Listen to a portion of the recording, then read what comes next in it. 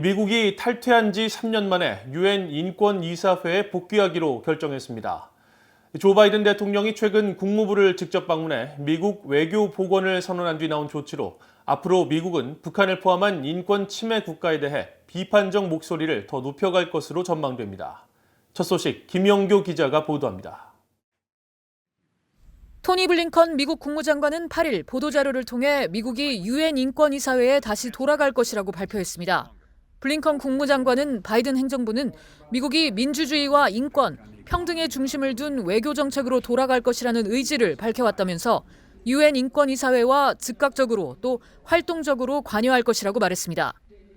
또 우선 미국은 참관국 자격으로 복귀해 인권이사회에서 발언하고 협상에 참여하며 결의안 발의 등 다른 나라들과 협력할 것이라고 설명했습니다. 미국의 유엔 인권이사회 복귀는 트럼프 행정부 시절인 지난 2018년 6월 탈퇴 후 약 2년 7개월 만입니다. 당시 미국은 유엔 인권이사회가 정치적 편견으로 가득 차 있다고 주장하면서 인권 탄압 국가들의 이사회 포함과 이사국 선출 가능성, 또 이스라엘에 대한 불균형적인 집중과 적대감 등을 탈퇴 이유로 들었습니다. 미국은 올해 10월로 예상되는 인권이사회 이사국 선거를 통해 이사국 선출에 도전할 것으로 보이며 이 선거엔 인권이사회 회원국 47개 나라가 투표권을 행사합니다. 블링컨 국무장관은 인권이사회가 의제나 이사국 구성, 초점 등 결함이 있는 조직인 건 맞지만 미국의 탈퇴로 인한 지도력 공백으로 권위주의적 의제가 있는 국가들에게 유리하게 작용했다고 지적했습니다. 그러면서 유엔 인권이사회가 작동을 잘하면 최악의 인권 기록 국가들을 조명하며 부당함과 압제에 맞서는 이들을 위한 중요한 토론장이 될 것이라고 강조했습니다.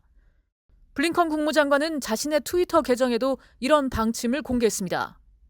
인권이사회의 잠재성을 성취시키기 위해선 미국의 적극적이며 원칙적인 참여가 필요하며 미국이 동맹국 민 우호국들과 긴밀히 협력해 인권이사회에서 최악의 인권 침해 국가들에게 그 책임을 묻게 할 것이란 내용입니다. 인권 전문가들은 미국의 유엔 인권이사회 복귀를 환영하며 국제사회가 북한의 인권 문제를 다루는 데 중요한 영향을 미칠 것이라고 전망했습니다. The United States raises its voice and speaks out on issues all the time involving North Korea. But it's much more effective if the United States is one of many countries calling out human rights abuses. The Human Rights Council has played such an important part in terms of focusing attention on North Korea's very serious human rights abuses. The UN Human Rights Council is what created the special office to investigate and gather information on North Korea and abuses on an ongoing basis. So it's important that there be members on the council who support that and keep it moving.